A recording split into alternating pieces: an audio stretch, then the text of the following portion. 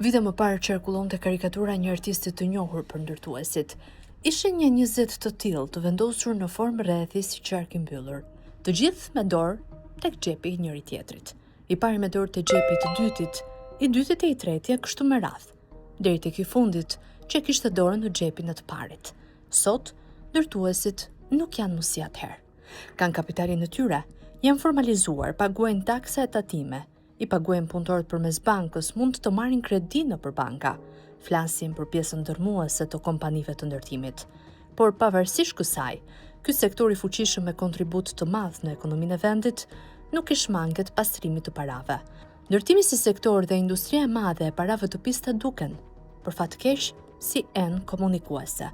Ky nuk është thjesht perceptim, por pjesë e konstatimeve nga institucionet vendase dhe ndërkombëtare. Raportet e Departamentit Amerikan të Shtetit dhe strukturave shqiptare si SPAK thonë se ekonomia shqiptare po përfshihet gjërësisht dhe sektori i ndërtimit mbetet i ekspozuar ndaj kësaj dukurie, sidomos për shkak të krimit të organizuar, korrupsionit dhe ekonomisë së bazuar në kesh. Për fat të keq, vendi ynë konsiderohet si vendi me rrezik të konsiderueshëm për pastrimin e parave. Ky konstatim nuk sugjeron dështimin total të institucioneve, por vendos theksin tek niveli i lartë i ekspozimit ndaj flukseve të palishme financiare. Veçanërisht në Tiranë, ndërtimi është fusha më e diskutuar në dekadat e fundit, më shumë për shkak të dyshimeve dhe perceptimeve që e shoqërojnë atë, sesa nga ritmi shpesh i pakapshëm i zhvillimit urban. Panorama nuk është vetëm bardhëzi, ka gri, por dhe ngjyra të tjera. Ndërtimi është fushë komplekse. Në pamje të parë shikojmë një transformim të dukshëm të hapësirës urbane, me kulla të reja, komplekse rezidenciale dhe një intensitet ndërtimi që nuk është parë më parë dhe që nuk ndalet. Megjithatë, kur ky realitet krahasohet me treguesit ekonomik bazë, si rritja e popullsisë, niveli të ardhurave apo kërkesa reale për banesa, ka një kërcitje që nuk mund të shmangësh lehtësisht. Në një ekonomi si kjo e jona ku emigracioni mbetet i lartë dhe rritja demografike është e kufizuar, logjika e pranon një kërkesë më të moderuar për banesa. Në të vërtetë, çfarë konstatohet është zgjerimi i vazhdueshëm i ofertës, shpesh në segmente të tregut që janë të paarritshme për pjesën më të madhe të popullsisë vendase. Kjo nuk ka logjik, është situata normale, sepse çmimet e pronave janë rritur ndjeshëm. Në shumë raste, janë shkëputur nga niveli të ardhurave mesatare, duke e bërë blerjen në një apartamenti gjithnjë më të vështirë për familjet tona. Hendeku është i madh dhe vetëm thellohet. Paradoksi është i qartë, ndërtohet shumë, por aksesi real mbetet i ulët. Po ashtu, edhe devijimi i këtij sektori është i qartë. Kërkesa tradicionale për një banesë ka shkuar drejt një logjike tjetër, ku prona nuk blihet domosdoshmërisht për të jetuar, por për të ruajtur vlerën e kapitalit.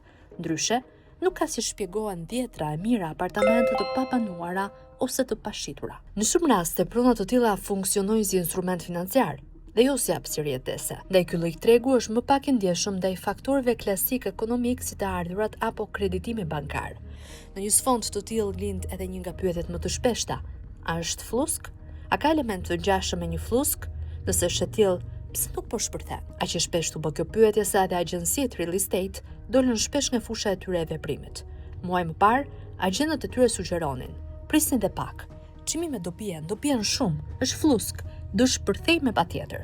Fluska jo vetëm që nuk plasi, por përkundër të gjitha parashikimeve, ofri edhe më shumë. Fluturoi edhe më lart, bashkë me çmimet për metër katror ndërtimi dhe ato të qerave mujore. Mënyra si është strukturuar financimi i ndërtimit tek ne ka boshllëqe të shumta. Ndryshe nga tregjet klasike europiane apo perëndimore, ku ndërtimi dhe blerja e pronave varen kryesisht nga sistemi bankar dhe kreditimi.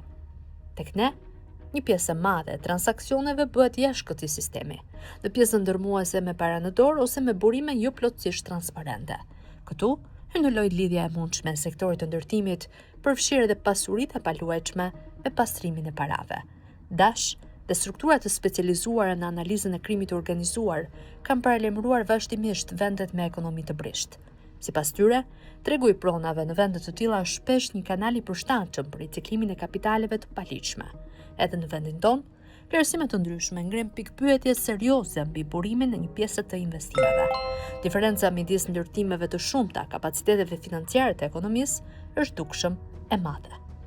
Gjithnjë më shpesh qëllimi kryesor duket se nuk është fitimi nga ndërtimi apo nga shitja, por si të bëjmë kapital të ligjshëm.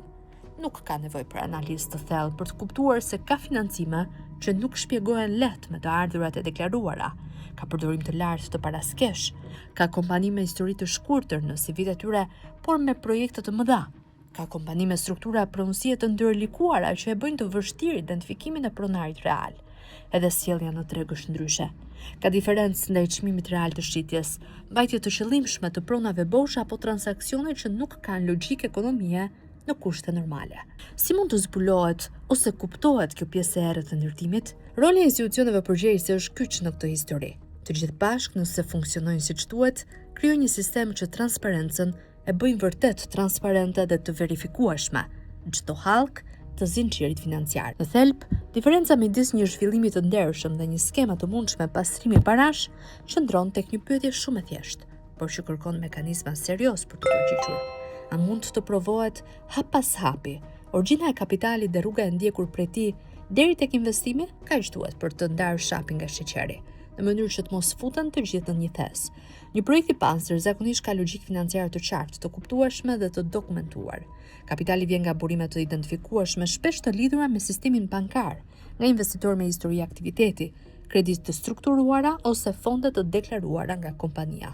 Në këtë rast, edhe fitimi i projektit është i arsyeshëm në raport me rrezikun dhe me tregun. Nuk ka nevojë për shitje fiktive, s'ka presion për të injektuar para me çdo kusht, dhe zakonisht projekti ka një ritëm zhvillimi që lidhet me kërkesën reale. Në anën e kundërt, një projekt i përdorur për pastrim parash shpesh nuk ndjek këtë logjikë ekonomike. Qëllimi kryesor ka legjitimitetin me çdo kusht dhe formë. Kompani të tilla shfaqin anomali të dukshme në treg, financime që nuk shpjegohen me të ardhurat e deklaruara, përdorin sasi të mëdha të paras në dorë, kanë histori të shkurtër për projekte të mëdha, ndryshe shpesh strukturën e pronësisë të tjerë. Ja, kaq dallim. A mund të shikoj shteti?